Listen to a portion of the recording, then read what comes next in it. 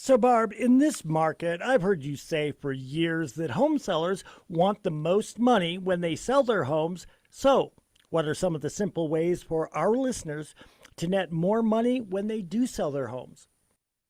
Well, first of all, it starts with taking a look at what the market's doing. I mean, it's probably the number two question I get, which is how do I get my house ready for sale?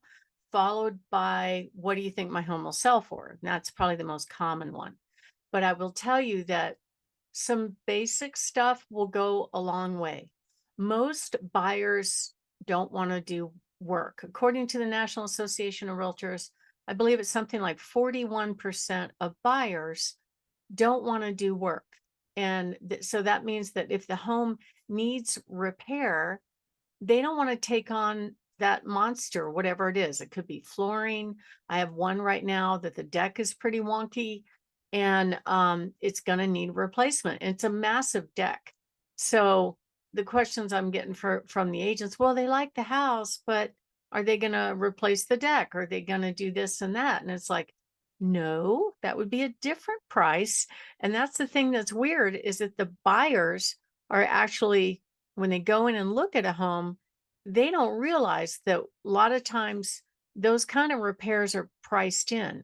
They're looking at what they're seeing right now, what's the asking price, and they expect everything at almost any asking price, unless you are way, way, way below current market value. But there are some upgrades that you can do to make the home show better without going all in. I was in a house last weekend that was basically, end of the last century time warp, basically didn't have any updates to it. It had white appliances, gold fixtures, the whole thing. And those are considered out of style. And just so you know, the style of things comes and goes like the wind. Every 3 years I'll see changes. I've been doing this 30 years. And I remember when oak was in style. I remember when mauve and green were really in style. And that was the Southwesty trend that thankfully came and went fairly quickly. I remember when the dark trim was in style. Then we go to the white trim, which is kind of timeless. That one has hung around for quite a long time.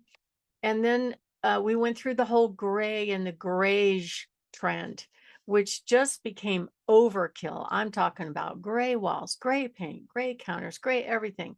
It just went gray, which to me is not my favorite color. Um, it kind of went overboard. Now, there are ways to make the home look attractive if you neutralize it. Some families let their kids actually paint their rooms and pick their own colors. So I see some very dramatic colors here and there, especially the kids picks, they're picking whatever their favorite color is. And that's not necessarily deal breaker. It's the main rooms, the living, the master, the kitchen. Those rooms should not have dramatic paint.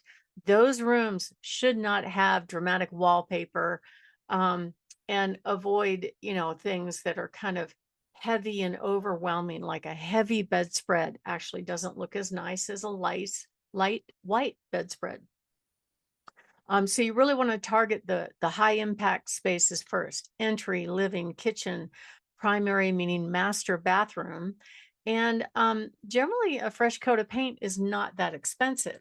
Also, lighting is another low cost thing that you can do that will really go a long way to improve the look of the home. Could be changing the bulbs, it could be changing the light fixture. You want to make sure that you open up the blinds, get rid of all those heavy curtains that were in style back in the early 2000s. I had some in my house with the big heavy valance and the heavy colors draping down. They were expensive. I remember back then I just did two side panels and a valance. I think I spent $2,500 thinking, oh, this is high class. I got rid of it within like 5 years. It went out of style. So those things are overwhelming. You can always do well by just taking down those heavy curtains and putting up some very inexpensive Walmart sheer, curtains that are just almost like an under curtain. Looks great in photos because you want to let in the light. Declutter, depersonalize. Now, this is something I get questions on quite a bit. First of all, you don't live in the home the same way that you do when you're selling. So that means everything off the counters in the kitchen, everything off the counters in the bathrooms, all the little throw rugs, excuse me, pick up all the little throw rugs off the floor. Put away the little tchotchkes, the little keepsakes, all those things. You could probably just start packing those away if you really want to keep them. Family photos are okay on a small limited basis, but you don't want a whole I love me wall, right? Because when the buyer comes in, now they're not looking at the space anymore. They're looking at your life story, right? They're not paying attention to the house. You want them paying attention to the house. Minimize the volume of furniture. And then also consider storing a storage shed on the stuff that you definitely want to take with you. It's funny. We just helped our son move from the East to the West Coast. And before he went to the East Coast, we boxed up everything that was in that house, and he didn't need it at his next place. He didn't want to take it with him. So fast forward 2.5 years later, they're still in those boxes in our garage. So we finally went through them all, and a majority of it got donated to Goodwill and just gone. So it's always a good idea to go through those kinds of things, because chances are, if you haven't touched them in a year or two, you're not using it. You don't need it. Just let it go. Someone else will find a good use for it. And storage rentals are not that expensive. So a good checklist would be clean, declutter, neutralize, brighten, fix the basic broken stuff, and make sure you have the key bedrooms staged. And make sure for each wall, there's just one focal point. So that would mean if you've got a fireplace, that should be the focal point of that room. And then other walls, if they have a window, that's it. You don't need to cover the wall with pictures. And then a good rule of thumb is take a picture of your rooms, display it on a bigger screen like an iPad or a computer, and that will tell you right away if you have clutter. And basically the buyers, they're eliminating the homes based on what they see online first. They don't want to waste their gas money to come look at your house if they don't like what they see online. So try to be consistent with lighting, consistent with kitchen plumbing fixtures, and the pricing is the most important part. Like, you don't necessarily have to put in quartz counters if you're a low end price point. Just a nice Formica will do. And I will tell you, the buyers know the market very well. They know a good deal versus not a good deal. Even if it needs work, they will seek those properties out because they are looking at doing some renovations if the price is right. My name is Barb Schlinker. I'm the broker owner of Your Home Sold Guaranteed Realty and the host of this show, Your Real Estate Voice. And we're talking about some simple ways where you can actually command more money when you sell your home.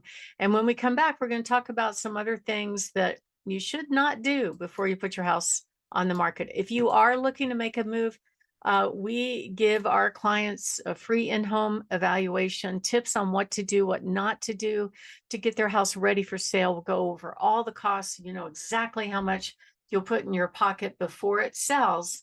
All you need to do is give us a call at 719-301-3900. Richard. Richard Randall, and we're talking with Barb Schlinker, Your Home Sold, Guaranteed Realty. Now, you can reach Barb at 719-301-3900. And Barb, we're talking about some simple ways to net more money when listing a home for sale. So, what are some of the home sellers' regrets what are some home seller regrets they didn't do before they sold their home? Well, I think some home sellers regret under preparing is one of them. In other words, I had a seller a couple years ago where they replaced the basement carpet, but not the main level carpet. Well, it needed to be replaced too. Plus, the master had a border, that was in style for a while. Those don't look good on pictures. So we had it on the market for a while. It wasn't moving. They came back because after they moved their furniture out of the house, the old legacy carpet, really all the flaws, all the traffic area just stood out when the buyers were looking at it. And it wasn't until they replaced the carpet that we sold the home for just about full price. But cleaning's easy. Most people can do that. Mulching the front yard, making the curb appeal look good is critical. Make sure the light fixture works. Make sure there's no peeling paint on the outside. The reason I say that is if the buyer's getting a government loan, the appraisers will require any peeling paint to be resolved regardless of its age. And there are agents that will go show a property and they'll talk smack about the house just to make themselves sound like experts. But at the end of the day, I don't know why they do that, but I know that my clients will say that they hear it on the video cameras and they go, why are they saying that? Aren't they supposed to be selling the house? I'm like, yeah, but that's just how they do things. So they'll say, oh, the house won't qualify for VA because there's a little bit of peeling paint on the outside, which is an easy, inexpensive fix. Or they'll say stuff like, it's not worth that much, which they probably don't even know. I think the buyer knows. That's probably why the buyer is there. So if you take care of those things up front, then you won't have a problem. A carpet allowance is a risk because buyers cannot visualize themselves on old tired carpet, especially if the traffic areas show up on the pictures. So you can get a bid for that. It can be done, but only if the home is underpriced. And also just make sure there's no deferred broken stuff. Unless you're priced way, way, way below similar sales, buyers don't want to take on these repairs, and you want to get ahead of it as soon as you can.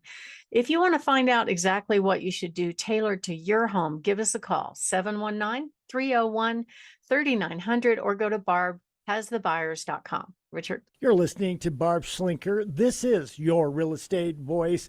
You can listen every Saturday, and you can reach Barb at 719-301-3900. We'll take a short break. When we come back, we'll be discussing the best way to receive multiple offers when you're selling your home. Barb will walk us through that.